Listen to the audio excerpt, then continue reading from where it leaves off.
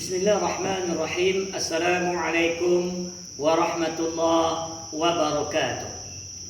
Hamdan syukran lillah, salatan wa salaman ala rasulillah, amma ba'du. Kaum muslimin saudara-saudaraku dimanapun anda berada, kata Rasulullah SAW ketika Ramadan tiba, syaitan-syaitan dibelenggu, pintu-pintu surga dibuka selebar-lebarnya, dan pintu neraka ditutup rapat-rapat. Artinya apa? Bahwa ketika Ramadan itu datang merupakan keistimewaan bagi kita orang-orang yang berpuasa, orang-orang yang beriman kepada Allah. Karena semua amal ibadah kita akan diberikan ganjaran pahala kebaikan oleh Allah Subhanahu wa taala berkali-kali lipat nilainya.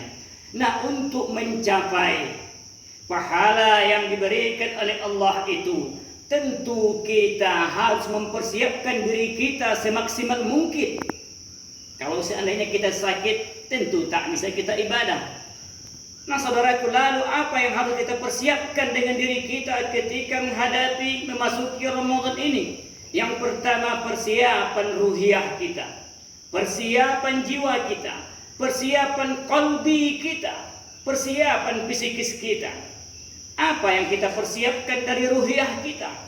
Yang kita persiapkan ketika dalam rangka hablum minallah, hubungan kita dengan Allah, kita banyak salah, banyak dosa, banyak melanggar perintah Allah, maka kita memperbanyak istighfar kepada Allah, bertaubat kepada Allah, melaksanakan apa yang diperintahkan oleh Allah, sehingga ruh kita bersih, jiwa kita bersih, maka bersih pula hati kita, niat kita untuk beribadah kepada Allah. Kemudian ketika dalam rangka hablum minan nas, sesama manusia kita banyak dosa, banyak khilaf di dalam pergaulan kita, sengaja tak sengaja, tentu kita saling memaafkan manusia yang satu dengan yang lainnya. Begitu juga dengan orang tua kita, ketika kita dekat, bisa kita jangkau, maka kita datangi untuk mohon maaf. Kalau seandainya orang tua kita jauh, tak bisa kita balik, maka sekarang sudah ada telepon, handphone untuk kita komunikasikan. Tujuannya untuk memohon maaf daripada orang tua kita. Maka kata Allah Subhanahu wa taala, Bismillahirrahmanirrahim, qad aflaha man tazakka. Sesungguhnya beruntunglah orang-orang yang mensucikan dirinya. Lalu saudaraku, persiapan yang kedua adalah persiapan jasadiah kita, persiapan fisik kita. Dengan fisik kita yang sehat, fisik kita yang kuat, fisik kita yang prima, maka dalam melaksanakan amal ibadah itu akan jadi lebih kuat pula. Kenapa? Karena ketika Ramadan itu tiba, selebih kurang 14 jam kita menahan lapar dan haus, mulai kita sahur sampai berbuka. Nah, lalu bagaimana menjaga prima tubuh kita ini? Makanya Rasulullah SAW puasa rutin beliau Senin Kamis.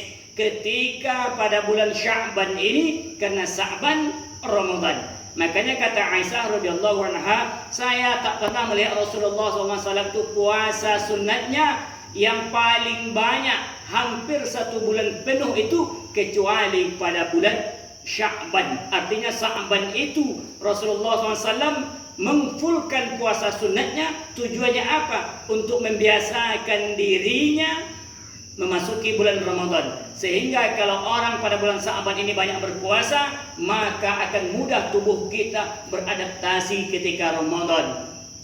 Kemudian persiapan kita yang ketiga adalah persiapan fikriyah, pikiran kita, keilmuan kita. Karena dengan ilmu inilah kita bisa menentukan nanti ketika kita laksanakan ini, ghibah umpamanya, karena kita terbiasa di luar bulan Ramadan ghibah, memfitnah, bergurau-gurau. Tentu dengan ilmu kita ketika Ramadan, maka ngomong-ngomong, cakap-cakap, bual-bual yang tak penting, yang berpotensi dosa, membatalkan ibadah puasa kita itu, maka bisa kita hindari. Begitu juga ketika kita beramal lainnya, umpamanya memperbanyak kita amalan-amalan sunnah ya di luar amalan wajib kita. Tentu dengan ilmu ini kita tahu, oh ini fadilah kita melaksanakan, katakanlah salat sunat tahajud, kemudian mungkin witir, kemudian juga ada nanti tasbih dan lain sebagainya salat-salat sunnah itu.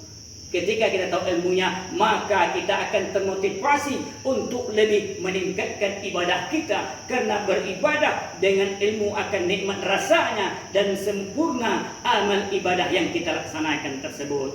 Kemudian yang keempat adalah persiapan maliyah, harta kita. Harta yang kita siapkan ini untuk apa yang dimaksud? Tentunya untuk mempersiapkan kita, menyediakan sedekah kita, memperbanyak infak kita, kemudian kita keluarkan zakat kita.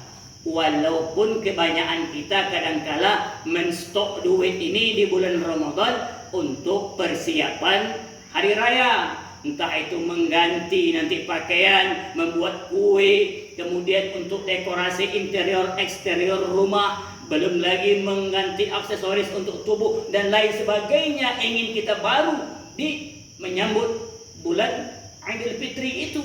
Tetapi sesungguhnya harta yang dimaksud bukan untuk itu. Itu hanya beberapa. Tetapi hakikatnya kita persiapkan harta itu adalah untuk memperbanyak sedekah kita kepada orang-orang yang membutuhkan tentunya. Karena beramal, ya bersedekah pada bulan Ramadan, pahalanya berlipat-lipat ganda diberikan ganjaran oleh Allah ketika kita bandingkan kita bersedekah di luar bulan Ramadan. Makanya nanti ketika tadarus, antar makanan sana, kemudian antarkan takjil di masjid, di musala untuk memberi berbuka orang-orang yang barangkali musafir dalam perjalanan, dapat kita pahala dari orang yang berpuasa tersebut. Nah, kaum muslimin, jemaah yang dimuliakan Allah Subhanahu wa taala, demikian beberapa tip yang akan saya berikan pada kesempatan ini. Mudah-mudahan amal ibadah kita di bulan Ramadan tahun ini insyaallah diterima oleh Allah dan predikat la'allakum tattaqun, orang-orang yang bertakwa itu insyaallah bisa kita raih. Demikian, marhaban ya Ramadan. Selamat menunaikan ibadah puasa 1444 Hijriah. Wassalamualaikum warahmatullahi wabarakatuh.